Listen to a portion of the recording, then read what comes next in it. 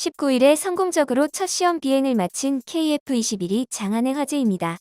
방위사업청은 KF-21의 비행 성공을 발표하면서 이번 최초 비행을 통해 한국형 전투기 개발이 비행시험 단계에 돌입하게 되었으며 2000여 회에 달하는 비행시험을 통해 비행 영역을 확장하고 각종 성능 확인 및 공대공 무장 적합성 등을 확인하면 2026년 체계 개발이 종료될 예정이라고 밝혔는데요.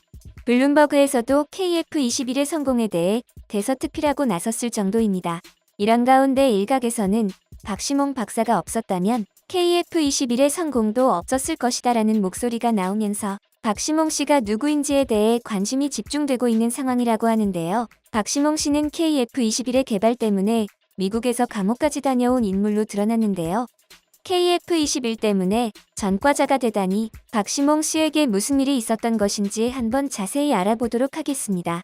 국산 전투기 KF-21이 첫 시험 비행에 성공했습니다. 2001년 3월 당시 한국 대통령이 공군사관학교 졸업식에서 국산 전투기 개발을 선언한 지 21년여 만에 우리 손으로 만든 전투기가 창공으로 비상한 것인데요.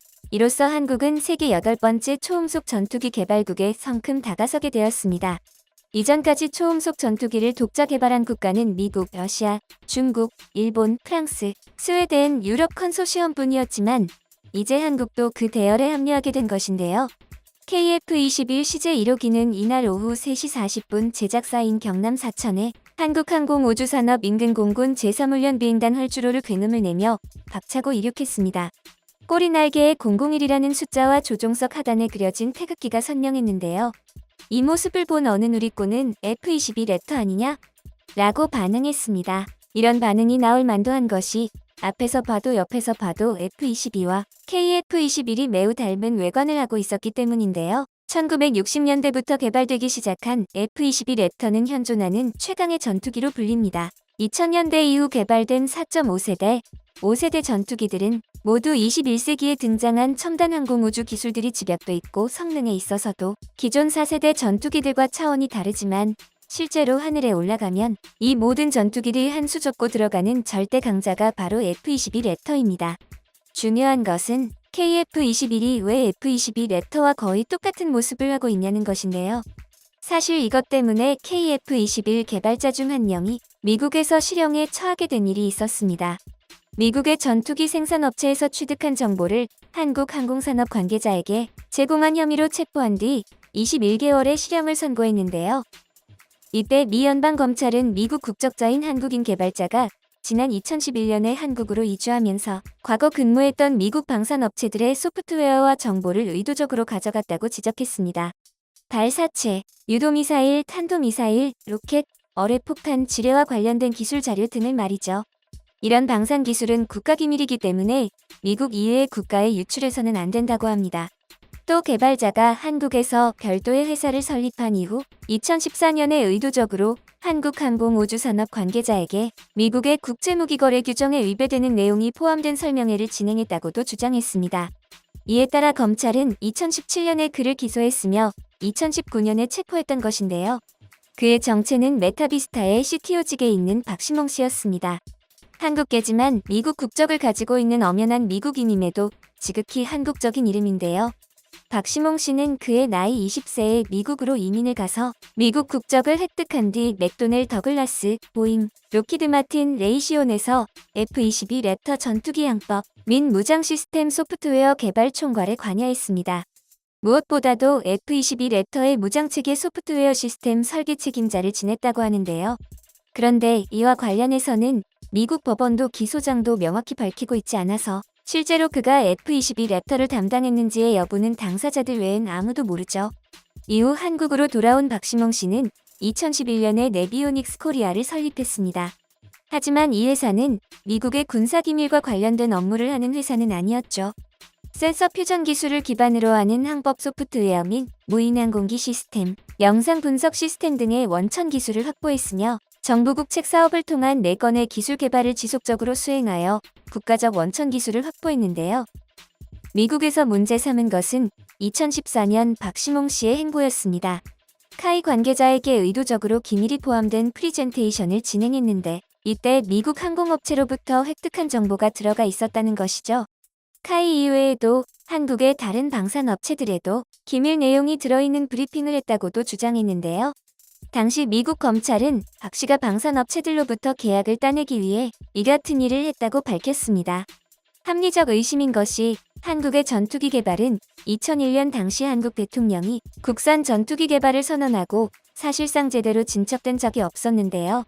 그러다 박시몽 씨가 귀국한 2011년이 되어서야 정부 측에서 적극적으로 나오기 시작했습니다. 전투기 사업에 필요한 기술을 확인하고 기본 설계를 해보겠다는 것이었죠. 당시 엔진 개수를 두고 공군에서는 미래 확장성과 작전 효율성을 이유로 쌍발을 주장했고 카이는 향후 수출 가능성과 비용을 내세우며 단발을 주장했는데요. 합참의 결정은 쌍발이었습니다. 그리고 당시 한국은 미국에게 기술 이전을 부탁했으나 미국은 전투기 기술은 중요한 방산 기술이기 때문에 기술 이전을 거부한 바 있습니다. 그래서 방위사업청이 자체 개발에 착수하게 되었던 것인데요. 이후 2015년 말에 방사청과 카이가 체계 개발 본계약을 체결했는데 그로부터 1년 전인 2014년은 박시몽 씨가 카이 관계자와 접촉했고 기밀 관련 내용을 브리핑했던 해였죠. 정리하면 2011년에 박시몽 씨가 입국하면서 전투기 개발이 본격적으로 시작되었으며 2014년에 그가 카이 관계자에게 미국에서 얻은 정보를 제공하고 1년 뒤 카이가 체계 개발을 위한 본계약을 체결하게 되었던 것인데요. 요컨대 박시몽 씨 덕분에 국산 전투기 개발이 진행될 수 있었다는 겁니다. 정말 우연이라고 보기는 어렵죠. KF-21이 베이비 랩터라고 불릴 정도로 F-22 랩터와 닮아 있는 것도 박시몽 씨가 미국에서 F-22 랩터를 개발할 당시 저장한 모든 데이터 값을 그대로 사용했기 때문이라는 주장도 있습니다.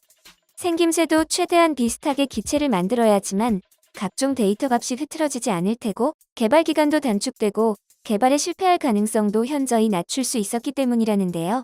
어쨌거나 박시몽 씨는 미 검찰이 주장한 혐의를 인정했습니다. 이 혐의는 최대 20년의 구금형과 최대 100만 달러의 벌금형에 처해질 수 있는 것이었는데요. 그런데 이상하게도 박시몽 씨는 고작 21개월밖에 받지 않았었죠. 박시몽 씨가 유죄를 인정하고 합의하면서 미국 정부는 징역 36개월 이상을 원하지 않는다고 법원에 의견을 제출하면서 형량이 대폭 감소했습니다. 한국과 미국이 동맹국이긴 하지만 그렇다고 해도 잘못 걸리면 바로 중범죄 수준의 처벌을 받는 것이 일반적인 미국의 군사업계 산업 스파이 사건인데요. 박시몽 씨가 받은 형량은 터무니없이 낮아서 그 이면에 도대체 무슨 사정이 있었던 것인지 궁금해하는 사람들이 많습니다. 일각에서는 한국 정부와 미국 정부가 모종의 거래를 한 것이 아니냐는 의견도 나왔죠.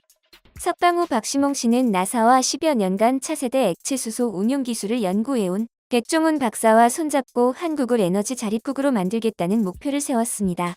액체수소 개발을 통해서 말이죠. 한편 F-22 랩터는 상술한 바와 같이 현존하는 최강의 전투기인데요.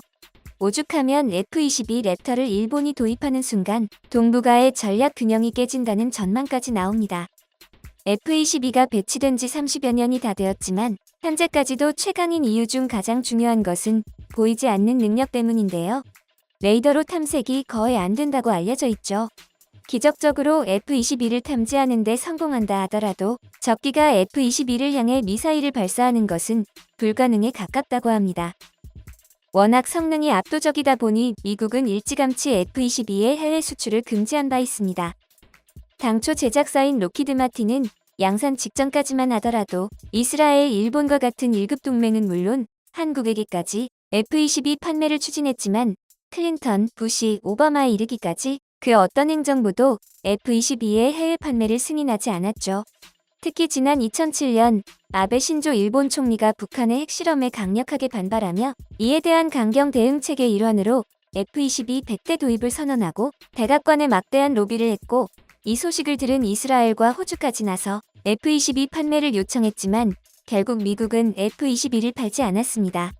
박시몽 씨가 정말로 F-22 랩터를 만들며 모았던 정보로 만든 것이 KF-21이라면 한국은 현존하는 최강의 전투기를 가지게 된 것이나 마찬가지인 것인데요. 일본이 그토록 원하던 전투기가 한국에서 개발에 성공한 것입니다. 일부는 미국 기술을 훔친 거라고 비난할 수도 있습니다. 하지만 달리 생각해보면 박시몽 씨는 F-22 랩터 관련한 일을 하면서 쌓은 내공으로 한국에서 역량을 펼치기만 했던 것일 수도 있습니다. 한국 방산기술의 발전을 위해 미국에서 감옥까지 다녀온 박시몽 씨의 애국심만큼은 존경받아 마땅하지 않나 싶습니다.